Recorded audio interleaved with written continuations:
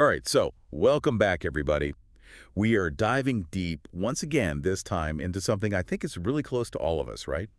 Friendships, families, all those close connections. Absolutely, yeah. The bonds that make life, well, life, right. Exactly. And you know what's interesting?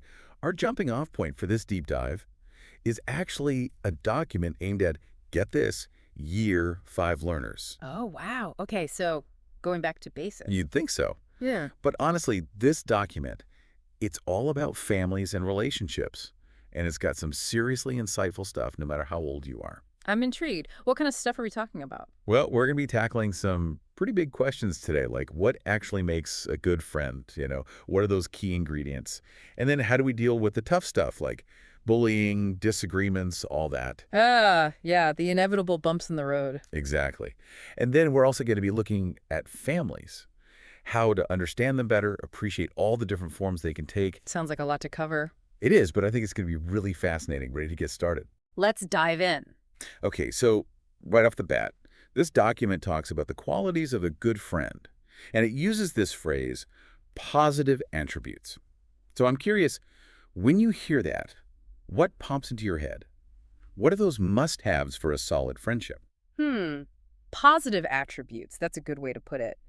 I think it's really about acknowledging that everyone brings something unique to the table, right? Everyone has their own strengths, their own quirks, and those all contribute to what makes a friendship special. Yeah, it's not like a one-size-fits-all kind of thing. Not at all. The document lists things like kindness, honesty, trustworthiness, sense of humor. But really, that's just scratching the surface. There are so many different attributes that can make a friendship strong. So true. Like, for me, I think dependability is huge. Knowing that you can count on someone, that's like the foundation of trust, right? Absolutely. And I think empathy is really important too. Being able to put yourself in someone else's shoes, understand where they're coming from, even if you don't always agree. Totally.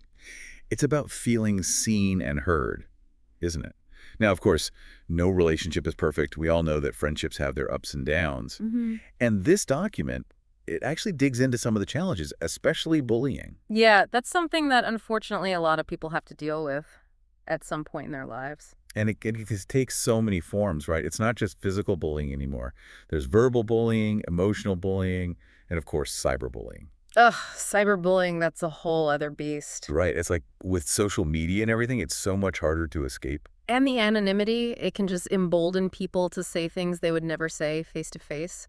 The document makes a really important point, though, about not being a bystander. Oh, yeah. Tell me more about that. What does that actually mean? Well, a bystander is basically anyone who witnesses bullying happening but doesn't do anything to stop it. They just stand by and watch. And this document is saying we shouldn't do that. We should actually intervene. Exactly. It's about being an upstander, not a bystander. Speaking up, even if it's scary.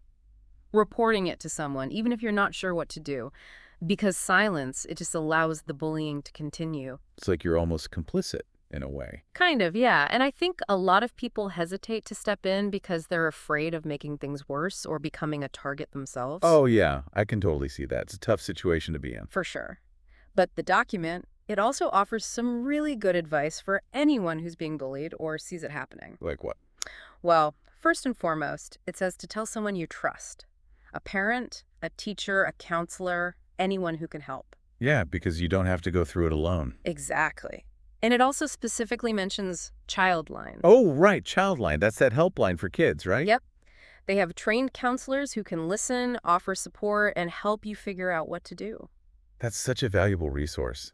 Okay, so we've talked about bullying, but the document also acknowledges that even healthy friendships can have their rough patches. Yeah, those little disagreements, misunderstandings, they're bound to happen. And what I find really interesting is that the document actually suggests that these challenges can sometimes make the friendship stronger. Huh. I can see that. It's like, if you can work through a conflict together, it shows that you're both committed to the relationship. Right. It's like you come out the other side with a deeper understanding of each other. But I do think it's important to acknowledge that sometimes, a friendship runs its course. It's not always meant to last forever. And that's okay. Yeah, sometimes letting go can be the healthiest thing for both people. Absolutely. And this actually ties into something else the document talks about. It's this idea that bullies often have their own problems going on. Oh, that's an interesting perspective. Yeah, it's not about making excuses for their behavior, but it's about understanding that hurt people often hurt others. It's like a cycle, almost. Right. So while we absolutely need to address bullying and hold people accountable for their actions, it's also important to have compassion for everyone involved. To see the bigger picture.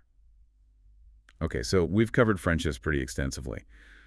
But this document, it also delves into family dynamics. Yeah, and it starts off by giving a definition of marriage, the traditional kind. But then it kind of expands on that, right? Yeah. It encourages us to think about family in a much broader sense. Oh, definitely. Because family, it's so much more than just a legal definition. It's about love, support, connection. It's about the people who make you feel like you belong. Exactly. And families come in all shapes and sizes these days. For sure. You have single-parent families, blended families, adoptive families, families with same-sex parents, multi-generational families, chosen families. The list goes on. And you know what? I think it's so beautiful how society is becoming more accepting of all these different forms of family. I agree. It's about recognizing that what truly matters is the love and care that exists within those relationships, regardless of their structure. And just like friendships, families can face challenges too. There can be disagreements, conflicts, even periods of estrangement. That's true. But the important thing is to remember that there's support available. There are resources, there are people who can help. And sometimes just talking things through, communicating openly and honestly, that can make a world of difference. Couldn't agree more. So, wow, we've covered a lot of ground today. It's amazing how much we can learn from a document intended for Year 5 students. I know, right? It just goes to show that these fundamental concepts about relationships, they're relevant throughout our lives. Absolutely. So, what are some key takeaways for our listeners? Well, I think we've really highlighted the importance of understanding ourselves and others. Recognizing those positive attributes that make a good friend, but also cultivating those qualities within ourselves. Yes. And learning how to navigate the challenges that inevitably arise in any relationship, whether it's dealing with bullying, resolving conflict, or even knowing when to let go. And then, of course, appreciating the beautiful diversity of families and understanding that the definition of family is constantly evolving. It's about finding those connections that bring us love, support, and a sense of belonging, and knowing that we're not alone, even when things get tough. Beautifully said. Before we wrap up, I'd love to leave our listeners with one final thought to ponder. We've talked a lot about the positive attributes we look for in friends, but what about ourselves?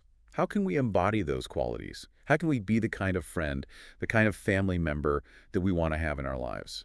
That's such a great question to reflect on. And remember, this journey of understanding relationships, it's a lifelong process. There's always more to learn, more to grow, and more ways to connect with the people who matter most to us. Absolutely. Thanks for joining us for this deep dive, everyone. Until next time. See you then.